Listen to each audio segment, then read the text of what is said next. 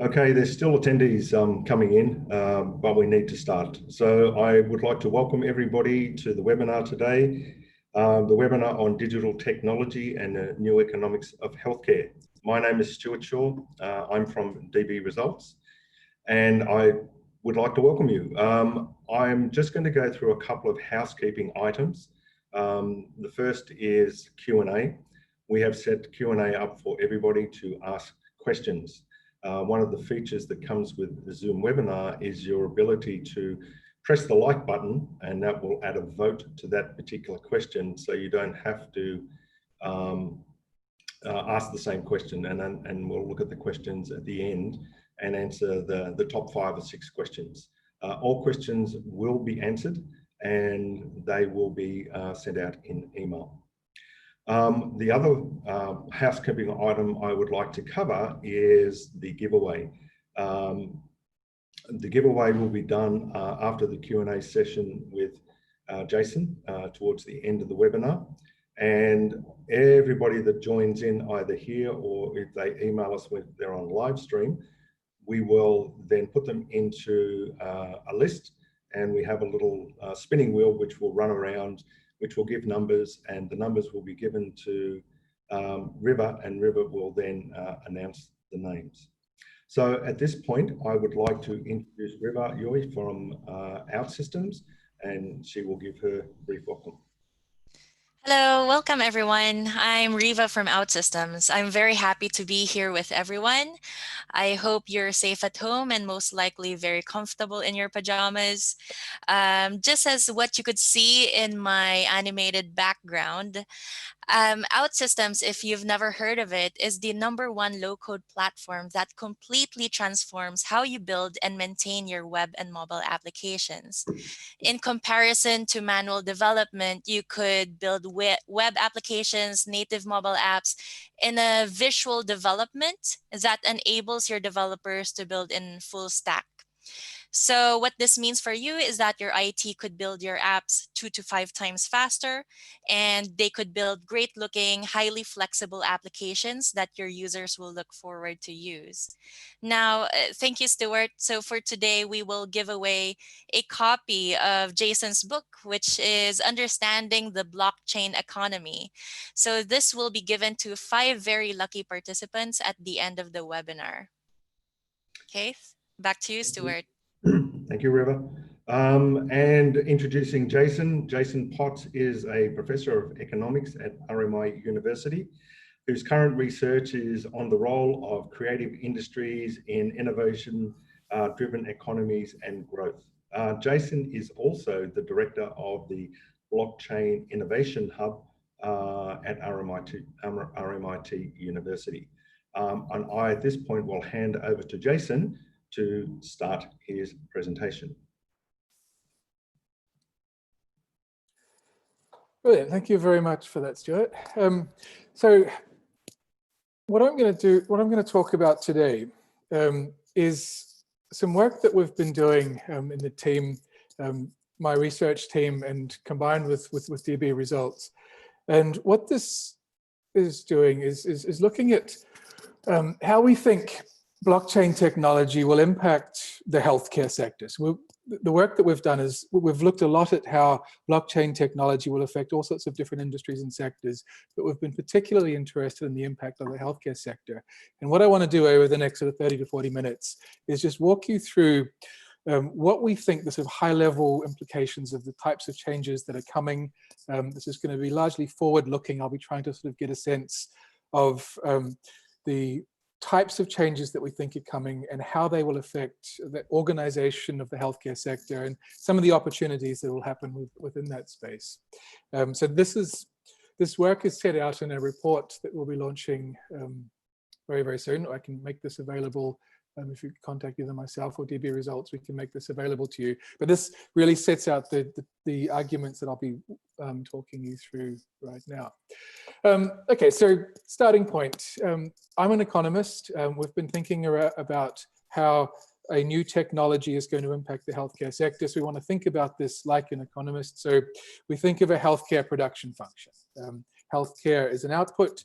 We want to focus on the inputs X, Y, and Z that go into that, and just think about how new technologies will affect how those inputs transform healthcare. And the way we think about that is this. The standard way of thinking about healthcare is that a lot of the inputs into healthcare are physical things. They're skilled workers, they're doctors and nurses and other sort of people that are providing work into the system. There's a lot of capital expenditure in provision of healthcare. There's hospitals, there's machines, there's a lot of just stuff that you need to deliver healthcare. There's also a lot of knowledge in the sense of scientific knowledge, whether this is embedded in devices or embedded in technologies or embedded in pharmaceuticals. So we can think of, people, buildings and machines, scientific knowledge. Now that scientific knowledge itself is scattered around. Some of it is held by healthcare professionals.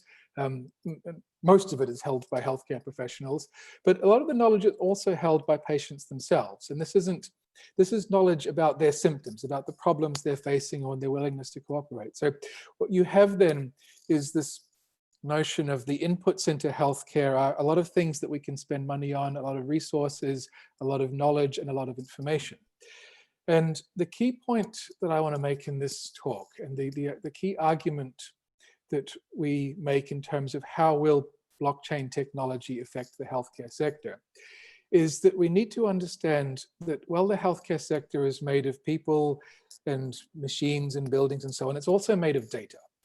And the primary way in which blockchain technology affects and will transform, we think, significantly transform the healthcare sector is by affecting the way data works in healthcare. So I want to sort of dig into that a little bit. The core argument that we make here is that a lot of the healthcare problems, understood as an economic problem, is that it's fundamentally a data problem, and this is what brings data science and information technology together with the health sector to understand the way in which new technologies can impact this. So the first thing is healthcare production is data production. This is in the sense that which we're drawing data out. This is information about patients or information about situations where, and a lot of work goes on in producing that and validating that, and that's a lot of what the various machines and capital and skills are doing. That data has to be trusted. We have to assure that this data is actually true and able to be verified, and that's particularly important when data is moving around the healthcare sector. And that data must be coordinated in the sense that there's multiple there's multiple data records are being used in any single health treatment. So we've got a production problem, a trust problem, and a coordination problem involved in all of this. So we just want to recognize that the data problem in healthcare is actually a very hard problem to solve. It's a hard technical problem. This data is changing continuously with time as patient symptoms change or as new situations arise. So you've got dynamic data. We also have a fundamental problem that there are relatively weak economic incentives to produce and share data, often for privacy reasons or for other things. So we have dynamic data that is difficult to extract. We also have this data is scattered around lots of different places. And there are relatively weak property rights that sit over this. So a lot of intellectual property systems that work well in lots of parts of science and innovation actually work very poorly in healthcare production, and we need to coordinate all of this. So we've got a hard data problem that needs to be resolved. And that's the context I want to sort of present as to the reason in which a new technology, blockchain, which I'll explain soon how that works, but to understand the problem of healthcare delivery as a data problem is our starting point in this. So we think of blockchain as a new institutional solution for the automation of trust in shared healthcare data, or the trust in the coordination and production of healthcare data. All right, so that's the sort of first part of this story, is that the healthcare problem is a data problem as much as it is a problem of other of medical professionals and hospitals and so on. All right, blockchain. What is it? So the sort of simple answer to this is just to think of blockchain is a new digital technology for distributed data resources. It's a way of creating distributed ledgers where we can pool and share information between computers. So it's essentially a way for a set of different computers to reach agreement about shared data. That's what blockchain is. That's the way in which blockchain technologies work as digital infrastructure in terms of cryptocurrencies, but it's also the same way that they will work in the healthcare sector when we apply them to things like record keeping and other applications. But it's essentially a technology to enable distributed computers and distributed people to reach agreement about shared data infrastructure. All right. Why do we care about that? Or why is that interesting? The reason is that data is cost of trust is a significant part of a modern economy, and this is something that economists have only really just started to understand, that a lot of professional resources, whether it's in accounting and legal professions, and it's especially in healthcare sectors, are simply devoted to checking everyone else's work. So we find that this is particularly the case in the healthcare sector, where you've got data that is moving, whether this is patient records or machine verification or calibration of machines, or any sort of situation where you've got a production process where someone or something is moving between different stages of production. And everyone on that stage of production has to check everyone else's work. So our estimates sort of indicate that around about a third of the economy, a third of any modern economy, is simply the cost of checking everyone else's work. So this is an enormous cost of sort of dealing with these sort of costs of trust. Right. Well, what does this look like? So how do we try? What are the institutions that we use to arrive at trusted data?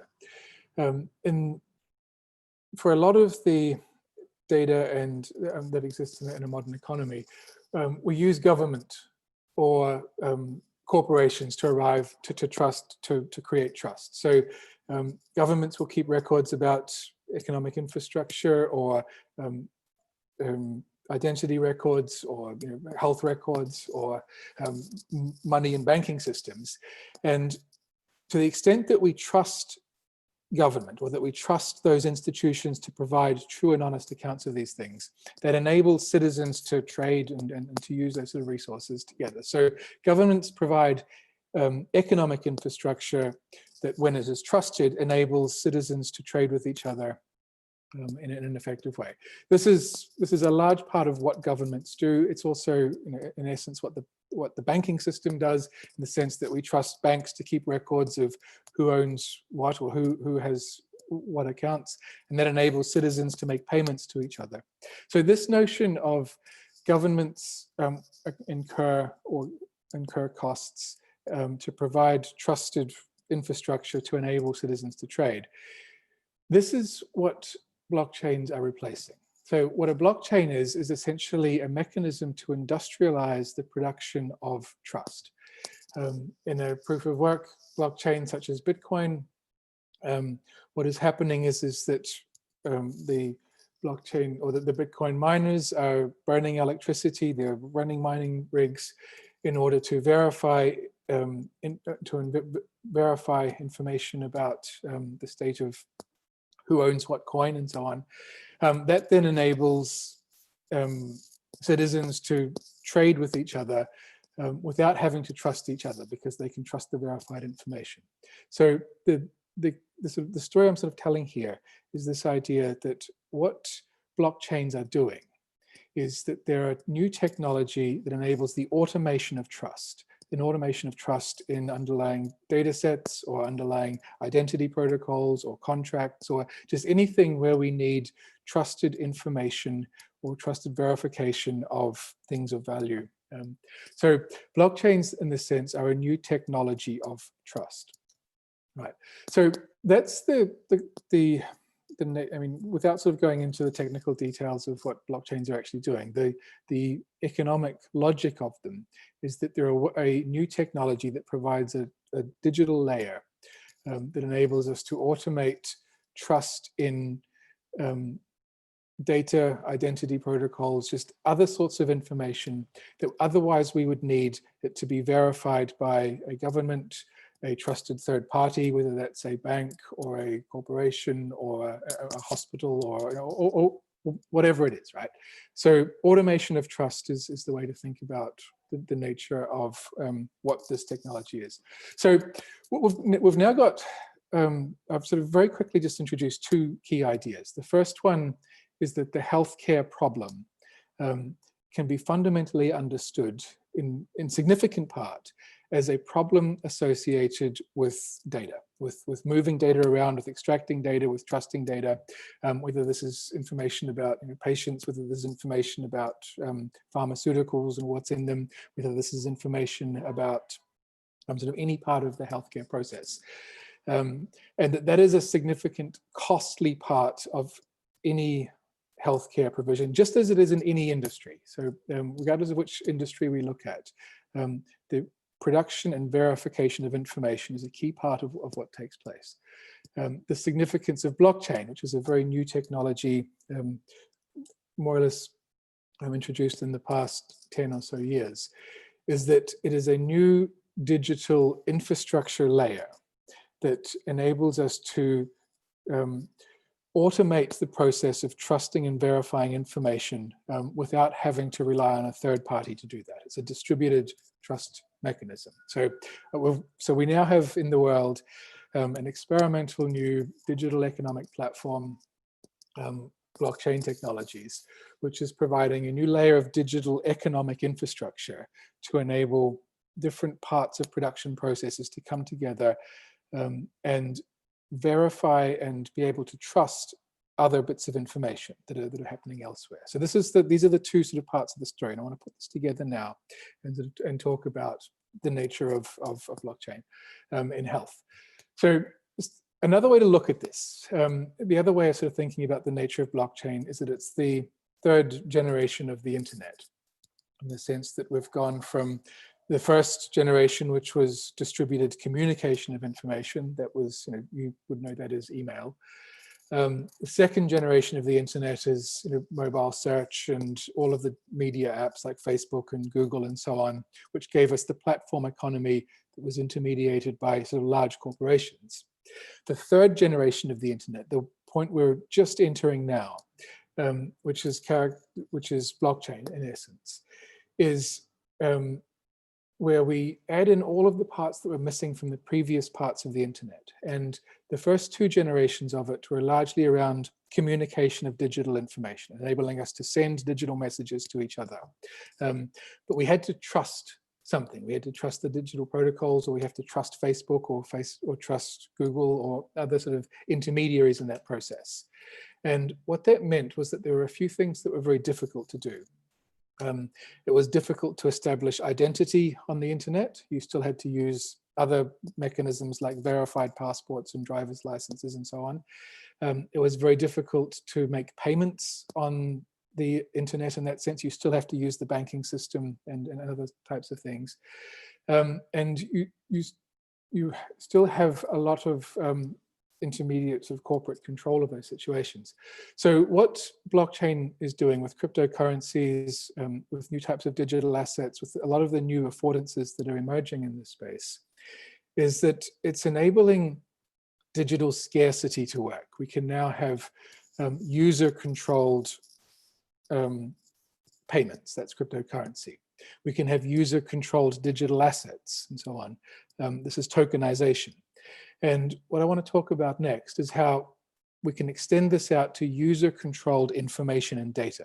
And this means patient records, and other sorts of ways of having just trusted, user-controlled use of information that can then feed into the healthcare system.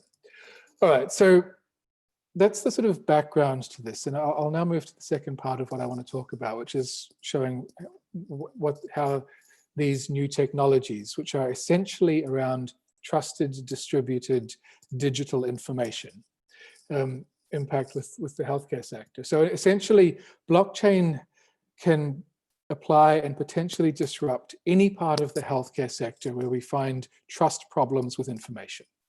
And where we find that is in a number of different places. The first and obvious one is around identity management. Who is this patient? A lot of the reason that we have to have patients and doctors meeting in person is just essentially a problem of trust about who is on the other side of this meeting. So problems of identity management and ability to deliver healthcare at a distance and distributed healthcare networks. One of the big problems we have there is around identity management. Other ones are around insurance and financial records and other ways of dealing with the payments side of this. We have a huge and significant issue around supply chain and distribution and trusted verification of not just pharmaceutical drugs, but equipment, prosthetics, just other high value manufactured products that are moving around in different parts of the world, are incredibly valuable and expensive and specific. They need to be verified to be exactly what they are. So you've got trust and data problems in these global supply chains of pharmaceuticals and medical equipment. And the other huge place that we find this is in clinical research. In a lot of ways, the clinical research problem is just a huge global distributed data trust problem, in the sense that you need to be able to trust that the data being entered into trials is accurate, that it is sufficiently both blinded and or anonymized and verifiable. A lot of the costs of clinical research really just come down to verifying that information that you didn't put into the system that someone else did is true, and doing that in such a way that you can persuade someone else that it is true. So there's a lot of aspects of the healthcare system, whether it's dealing with identity, whether it's dealing with payments and record keeping, whether it's dealing with complex supply chains, whether it's dealing with research, fundamentally are the same problem of complex digital, digital trusted information problems. So I want to sort of just dig into some of those. But before we do that, I just want to point out that so blockchain is a very, very new technology where we are literally almost 11 years into this space now. So it's still the internet. This is like 1983 as far as the internet is concerned.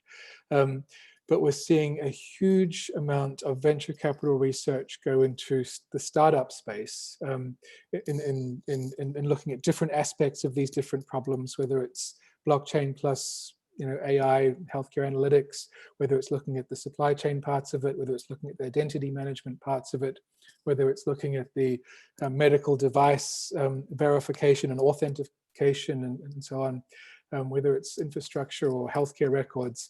A lot of startup action in this space. Also a lot of big corporate action. A lot of the big technology companies and tech consultancies have also realized that this is a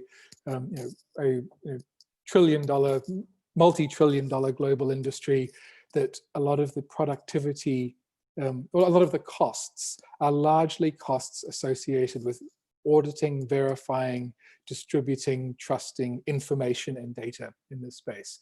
So enormous opportunities for innovation and developing new corporations in the space. But we're also seeing a lot of just very early stage experimentation. So this is a bunch of companies that I grabbed late last year just to sort of look at these. I have no idea how many of these are still around. Obviously, there'll be a lot of high turnover and experimentation in this space, but this is an incredible opportunity for entrepreneurship and innovation to explore these new technologies. All right, so we'll start with the most obvious one, the biggest one. or probably in many senses the hardest one as well. Health records are data. Health records are distributed data. Health records are data that has trust problems, privacy problems, and is enormously valuable in the sense that control and access control of health records is something that we care about from a security perspective, a privacy perspective, and a value creation perspective. The thing about health records as well is that they're co-produced. They're not manufactured by doctors. They're co-produced where doctors, nurses, and other medical professionals are cooperating with patients and often their families to co-produce health records that then have a problem with consensus. Are these the true records? How do we update these records when multiple people have access to them? So the basic problem space of of health records in general is it's a distributed multi-access data ledger or record keeping problem that is dynamic, it is distributed, it is a trust problem, and it is enormous, and it is vulnerable to security breaches, and that data is enormously valuable as inputs into the health production process. So it is exactly the problem that we set out. One of the early opportunities that a lot of people in the blockchain space immediately spotted once they moved beyond cryptocurrencies was to attempt to try and find ways to develop not just electronic health records, but distributed electronic health records, which is blockchain-based health records. So that's a huge opportunity space. The challenge that we have with this one, as many of you will have live experience with, is that health records are an institutional system. They're not idiosyncratic. You can't adopt your own one and then use that. The institutional problem is that these records need to be in the same standardized format that is used by multiple parties across the health system, that is agreed by, often a government will verify this, or a public health system will require it to be in a particular way. It's interacting with lots of different institutions, whether these are insurance companies, hospitals, technology providers, and so on. So you've got a massively difficult coordination problem associated with the standards there. So while this, in a sense, is a huge and obvious opportunity for a distributed tech upgrade, a lot of the problems associated with this, with developing a sort of next generation crypto-based or blockchain-based health record system really comes down to institutional coordination. And this is then magnified when you put this across multiple countries where you have standards problems. So in many ways, standards coordination is the hard problem in the middle of this. So health records. The other low-hanging fruit in the space of blockchain and the health sector is access control and trying to lower the costs of scientific research, and particularly medical trials. And again, medical trials have costs around, we need to recruit patients, and we need, doctors and nurses and so on. Medical professionals need to devote time to it. But a lot of the cost of scientific research, and particularly medical trials, is just data costs around assurance, preserving anonymity, and being able to verify and assure that to third parties, whether these third parties are regulators, whether they're the scientific community, but it's essentially costs of proving that something is true, that it hasn't been tampered with, in a way that doesn't require you to trust a single party. And that problem is the reason that the way in which a lot of medical trials are done is that they have to be done in a single hospital or in a single clinic, and in order to have security and control over that environment, which enormously raises costs. It also means that it's very difficult to recruit and draw in patients or other experimental subjects from a broader environment, let alone from around the world. So a lot of the potential innovation opportunities around dramatically lowering the cost and improving the quality by just increasing the scale of data of scientific research trials largely comes from the hope of, or the need to develop better distributed data infrastructure to provide that. And again, that's what blockchains can provide, is that they are a digital distributed infrastructure that is designed, and the fundamental thing it does is provides ways to verify, audit, and assure quality, and not that something hasn't been tampered with, or that you can see all of the changes in data. It facilitates transparency, public transparency in data sets. So again, there's been a lot of interest, a lot of startups in this space have seen this the scientific research, particularly medical research infrastructure as a way to roll out new ways of doing this.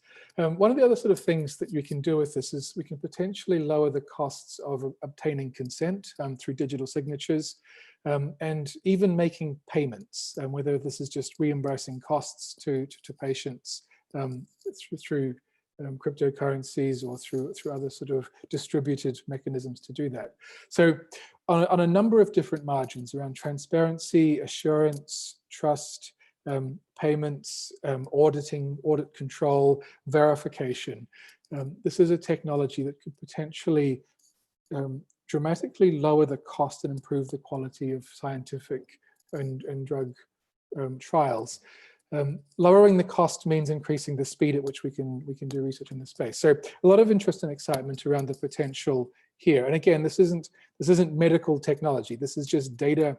This is just data infrastructure technology that is coming up against one of the main costs involved in this space.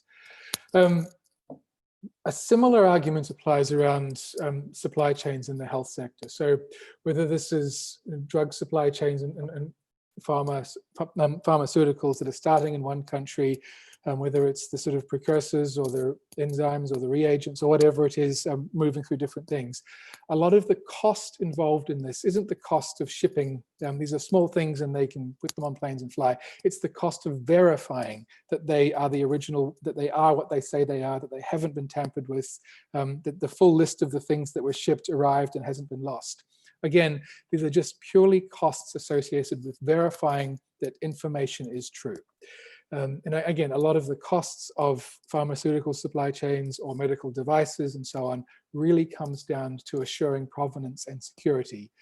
It's not the cost of the titanium or the cost of the drug precursors. It's the cost of verifying and auditing. It's a trust problem that's being solved. So again, huge opportunities in this space.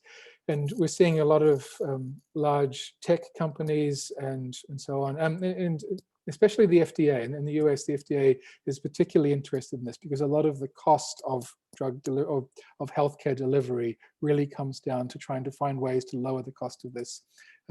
Again, this is a platform problem. We need ways to it's not just a single clinic or a single company adopts this. We actually need the entire supply chain to adopt this simultaneously. But these are the sort of huge opportunities that we're seeing in this space. And again, this is more the sort of big corporate players in this space are seeing these opportunities. The other big one is around payments, insurance, infrastructure. And again, it's just important to realize that these are usually quite straightforward things. Someone makes a claim about a thing, a cost that they incurred in a hospital. A lot of the cost of it is just dealing with fraud or dealing with identity management problems. Is the person making the claim the person that actually visited the hospital or the doctor? Is this their bank account? So in a lot of cases, what we are dealing with is an identity problem, a verification problem of just records matching. And again, that's just a data information trust problem where you're dealing with distributed data sets where one of them is the hospital, another one is the bank, another one is someone else. Again, this is instead of having a single company, the health insurance company, try and spend their time auditing all of the other elements of this, what we have then is the opportunity for a distributed platform to verify information. Again, the opportunity here is it doesn't fundamentally change how health insurance works. It just potentially dramatically lowers the cost of delivering it because you're removing one of the key fundamental costs involved in it. All right, so what does that mean? Just to sort of start wrapping this up. I mean, those are some sort of high-level examples of this, but the point I want to make here is that this is a dramatic, exciting, frontier new technology that's made of crypto and maths and all sorts of new things, but it's doing something very mundane. It's just lowering the cost of doing a thing that you're already doing. It doesn't fundamentally change what healthcare is. It just means that a lot of the administrative costs associated with it can potentially lower. It doesn't mean that doctors and nurses and other professionals do different things fundamentally. It's just they spend less time doing administration. And that's the opportunity here. The other thing it does, which is less obvious, is it shifts it from a hierarchic corporate form to a far more platform distributed mechanism. And my research team, we think this is particularly exciting because what that does is it enables it to be globalized. It enables a distributed platform that can do this administration to deliver healthcare really wherever the internet goes. So this enables sort of multi-country, or it enables healthcare to work at a much bigger scale because it's not limited by the need for centralized hierarchy for everyone to meet in one place to do this. So we sort of see those two aspects of this lowering the cost of dealing with trust problems in data, which is just productivity from automation, combined with this shift from this notion of centralized, everyone has to be in the same place, whether it's a hospital or a clinic and so on, which is one way of lowering those costs of information and verification, to a far more platform-based healthcare system. To some extent. I mean, obviously there are things that need to still be done in person, many things. But this shift to platform means that good work and effective treatments and so on can be distributed far more globally or on a far more distributed sort of sense. So that's a way to gain scale. So lowering cost and increasing scale. All right, now what does that look like? The implication of that is that healthcare markets should work better because there's just, with lower cost of entry onto a platform, there's just more opportunities for small players to come in and provide services directly onto a platform, so long as they can meet the APIs or open standard or can plug into it. So what this looks like to us is a far more entrepreneurial, competitive healthcare market system as well. Again, which means lowered costs, better healthcare systems through more competition, and just more ability for smaller players or niche players to enter because they're plugging into a platform. They're not having to partner with a large organization in that sense. The other sort of part that we think is particularly exciting about this is that this vision also creates higher powered incentives for patients to upload data or to produce their own data or to take a lot of the wearables and other equipment that we're starting to see around and push it into these platforms because the sort of blockchain technologies provide the means to enable us to either make payments for it or to anonymize it or to just track ownership of it, which means we should see higher quality data because we can put automation over the top of that, and also a higher quantity of data. Now that increased patient side data just means there's more to work with. And again, this pushes in the direction of, to the extent that the healthcare system is, one of the key inputs is data. If there's more, better data, this means better healthcare, a higher quality healthcare system. Following on that, what that means is if we have this base layer, this base sort of record keeping data layer on blockchain, this makes it easier to bring in other digital computational healthcare tech, particularly around machine learning, whether this is for diagnostics or other sort of Internet of Things devices, whether these will be in patients' home and so on, which enables these other digital technologies that are gathering data, processing data, sending data around, coordinating it. But it enables us to sort of start to build the digital tech stack in a far more integrated way. So again, we see blockchain technology into the healthcare space as providing a foundational layer that makes it easier to bring other digital technologies in. And so, as I indicated, this lowering of cost, this movement towards a platform infrastructure, this incentivizing of higher quality patient-side data, which gives us, which creates incentives for other tech to come in, actually would then, the final point of the story is that creates a mechanism through which we can start to scale the healthcare system up even further. And all of these, these lowering of cost, this lowering of the cost of data in healthcare, this increasing the ability to shift towards platforms and to push those platforms around the world and to join them all up, just means that this is how we scale the healthcare system up without running into enormous administrative costs or enormous bureaucracy costs. This enables us to do more by lowering the costs of dealing with data and administration, cost of trust problems. All right, so look, that's all I wanted to cover today. But what I've sort of tried to do is to start with healthcare is lots of things, but one of the key things is data, is an input. Data turns out to be a fundamental challenge for automation because it's not, the problem is verifying it and trusting it in a distributed way. Blockchain technologies, a very new technology, is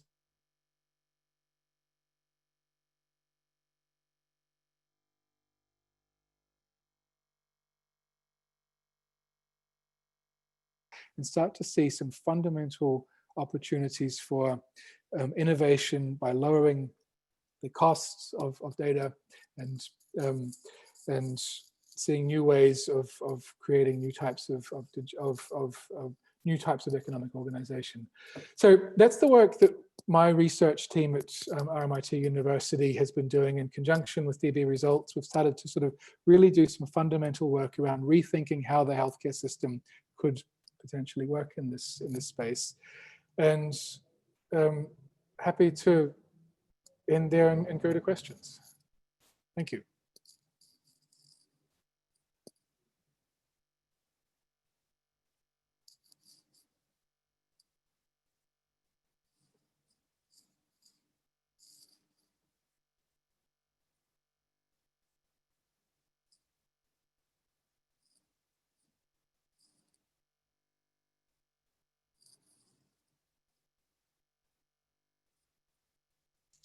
Stuart, I think you're on mute. Sorry, I didn't want to create any background noise during the presentation.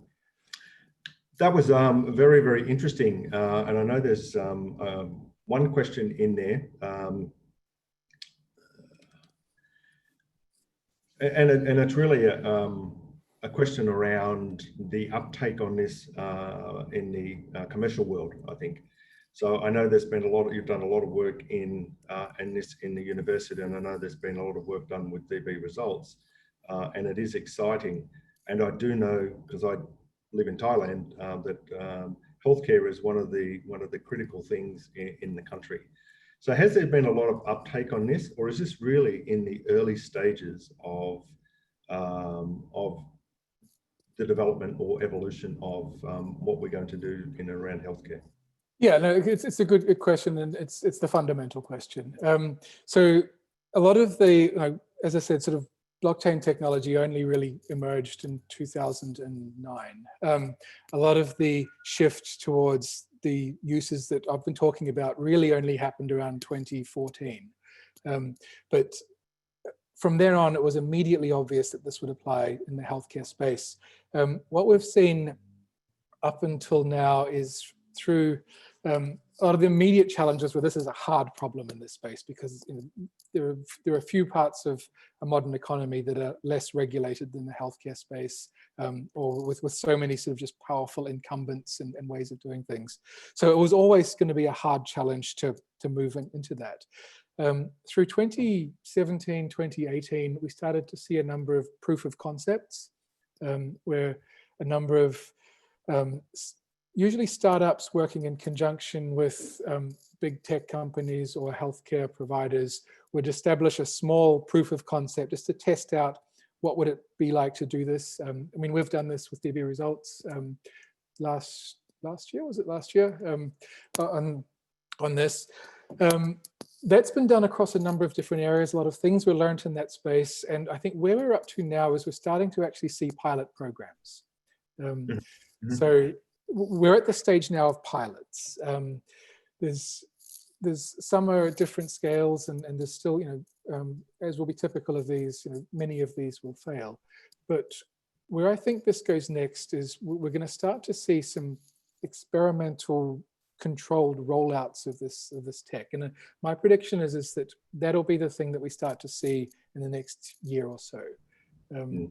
One of the implications of COVID has been this massive acceleration of willingness to do things online. In the education sector, we've jumped 5 years into the future in that. I think the same thing has happened around in the healthcare space, where just a lot of regulatory barriers, or a lot of the barriers around people just didn't want to adopt the new thing, or there were clear regulations blocking the new thing. A lot of those have started to fall away. So I'm actually very optimistic that a lot of these pilots will start to turn into specific things. But in broad answer to the question, we're still very early on, and there's relatively few, or to a first approximation, there are none actual working in the field live things that are being done that aren't just at the pilot stage. And that's fairly typical of new technology. Everybody wants to sit and wait and see what happens. Okay, thank you for that answer. I've got another question here. One of the critical issues with healthcare is data privacy. How can we make sure that that is implemented within blockchain technology? Yeah, so I think this is one of the huge advantages that blockchain technology natively brings. And this is something that I think it'll take a while for not just patients to get used to this idea, but also regulators and existing companies. Blockchain technology, one of the core sort of technologies that sits within it is cryptography, and the ability to create secure private messaging in a way that I can send you a message without revealing the contents of that. The way in which cryptocurrencies, or a lot of what we're learning in the cryptocurrency space is providing a lot of useful experimentation and information and trialing around the extent to which we can build privacy into money and payments. Those same technologies and protocols and ways of building things that we're learning in the cryptocurrency and crypto finance space will carry over into patient records and so on. So I think we obviously don't want to start by like this. We don't need to invent things anew here. A lot of other parts of the blockchain ecosystem that have been dealing with privacy problems will move across into health records and so on. But the other thing is just to realize is that we're a very long way from the current system, actually, the current system we have of centralized health records and so on being secure. They are wildly insecure, relatively easily hacked, continually breached.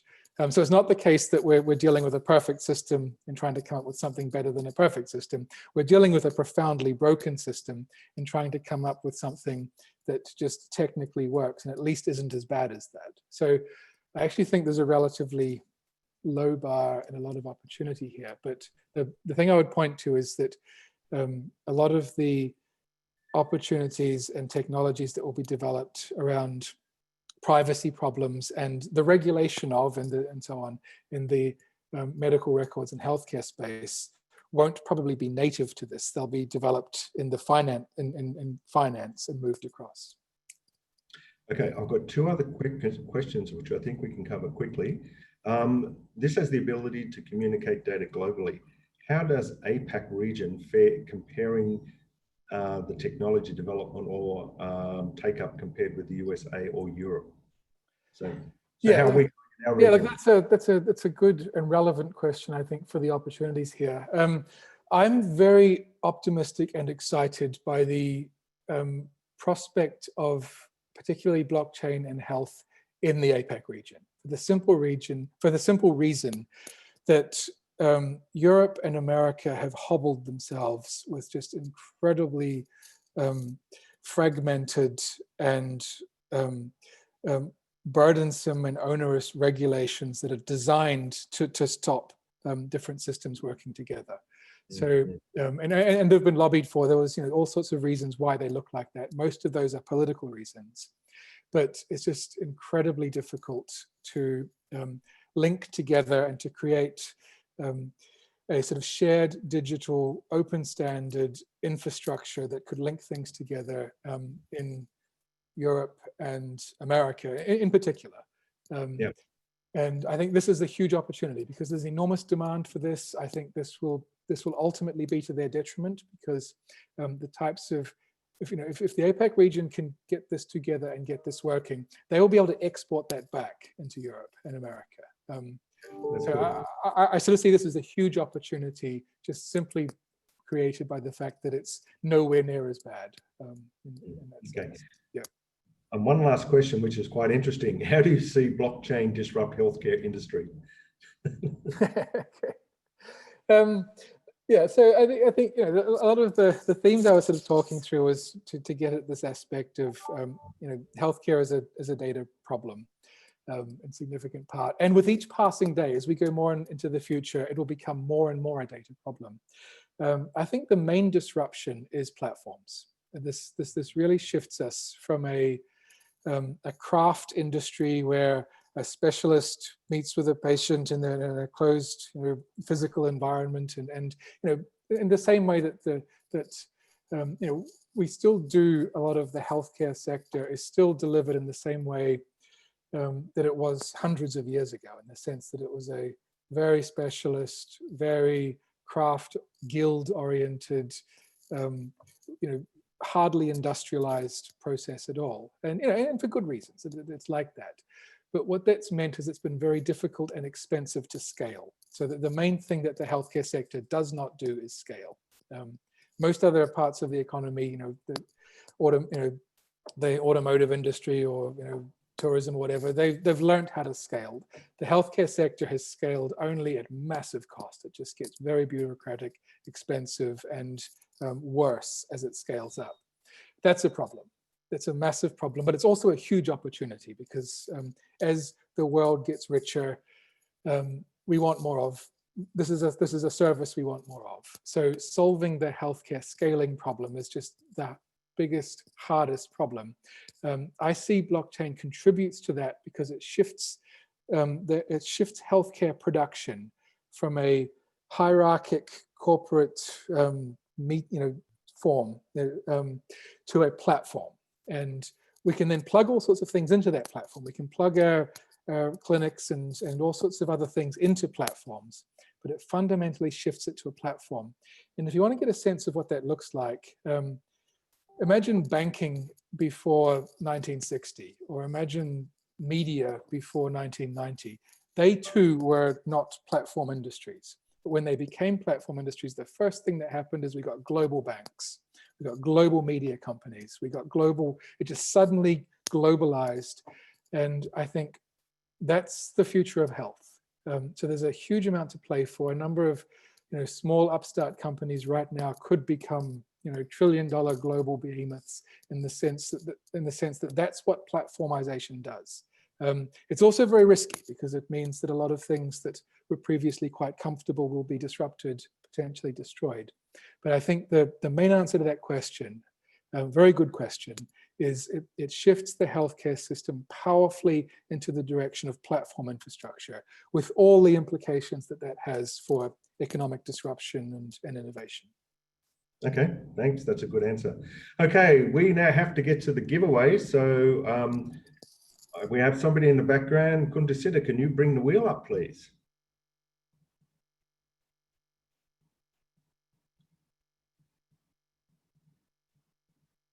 Okay, so we have to make this fair. River has a list of numbers with people, and we have a wheel here that has been spun.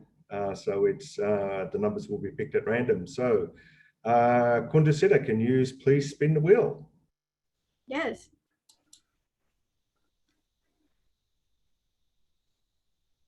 It can be a bit slow with the internet. Okay, number 26, River. Number 26, lucky number 26 is Michael Shum. Okay, we From will Hong contact Kong. Michael through his details and sort out how to get that to him. Next number, please, Kundasita.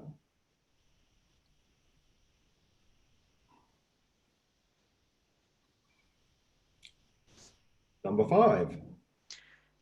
Lucky number 5 is Julian Biojolin. I hope I pronounced that correctly. Okay, thank you. And we'll contact Julian and get that sorted out. Next number, please.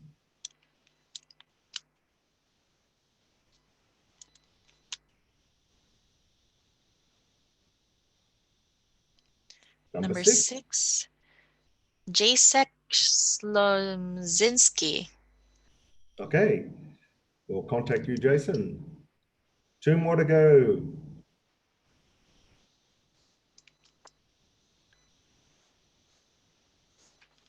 '68. Lucky 68, we have Guillaume Dupriez. Okay, we will get in contact. And the last one, please, Kundasita.